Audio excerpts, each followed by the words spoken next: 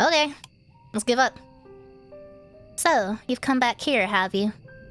That does not come as much of a surprise. Though presented with 3 potential paths, it is not as though traversing any of them would have any particular impact upon your ultimate fate.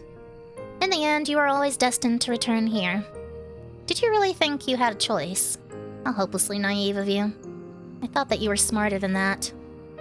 Your breath, which once escaped your lips in sharp, ragged gasps, is now on the verge of petering out altogether. Your lungs feel deflated, as though they have been punctured. Your blood is rushing through your temples in a heady, overwhelming surge. Your stomach, meanwhile, has twisted itself up into knots. Your body feels heavy, your legs in particular. They no longer wish to obey you. You take a stumbling step forwards and your foot gets caught in a tree root. You are certain that you passed this route once already, and that you sidestepped it. But perhaps your memory is beginning to fail you, just like the rest of your body.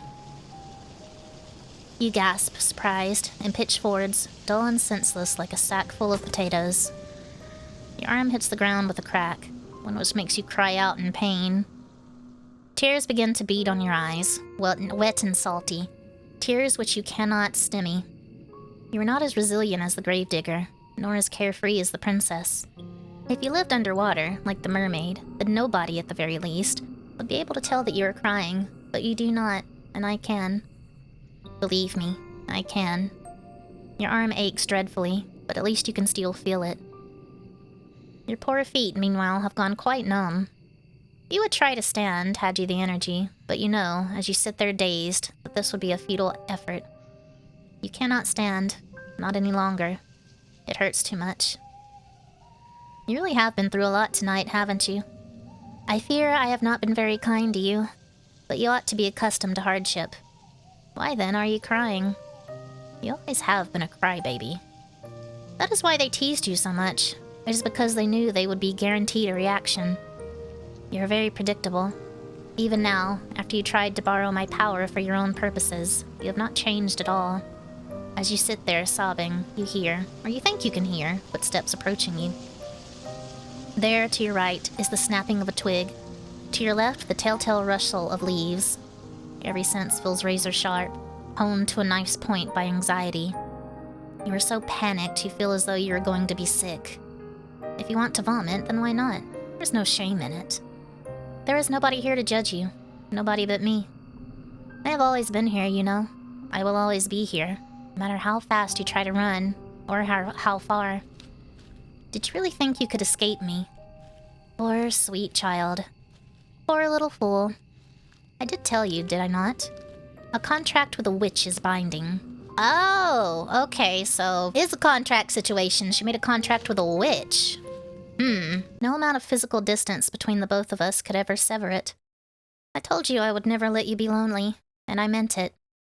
But I have had rather enough of these little games. It is time for me to collect my collateral. Oh! Whoa.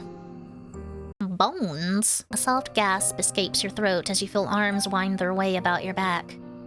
Naturally, you know whose arms they are. They are mine. I have been watching you all night, but this is the first time I have reached out to you in so direct a manner. Did you not expect me to be so forward?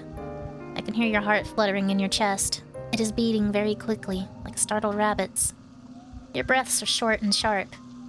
It is a cold night, and though I am holding you, you are still shaking. I wish you would not tremble so. Everybody fears the unknown, but we are not strangers. We have spoken before, have we not?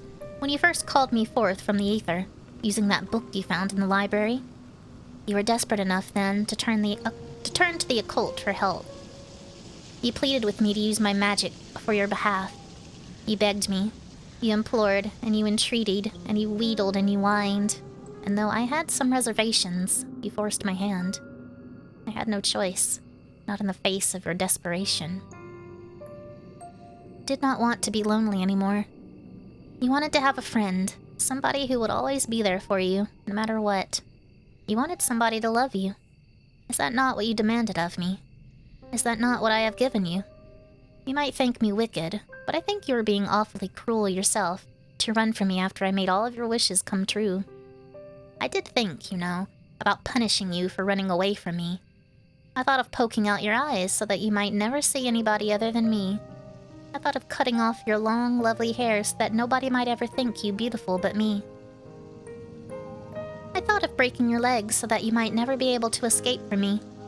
Turned all of these intriguing ideas over in my mind. But I am a merciful witch. Though you hurt me, I did not wish to hurt you. You asked, after all, but I love you, and that is what I did. I have drowned you in my love. I have buried you beneath my love. I have swallowed you with my love. You have always been a sad, lonely girl, one who has been starved of affection. Nobody has ever cared for you. Your life has been a barren, empty wasteland, one devoid of any fonder feelings. That is why I had to drown you, you see. That is why I had to bury you. It is why I had to swallow you. In the end, I was doing you a favor. I was doing it all for you. In that sense, you were very lucky. Do you know that? There are few people in the world who have had the privilege of being loved to the brink of insanity quite this many times in one night. There are few people in the world who can claim to have been loved by a witch. You have experienced so much love it ought to have slacked even your unquenchable thirst. You know now what it feels like to be adored. I have more than upheld my end of the bargain. Now I think it is time that you do the same. From this night forth, you and I will always be together. Then I shall be able to love you endlessly. You will never be lonely again.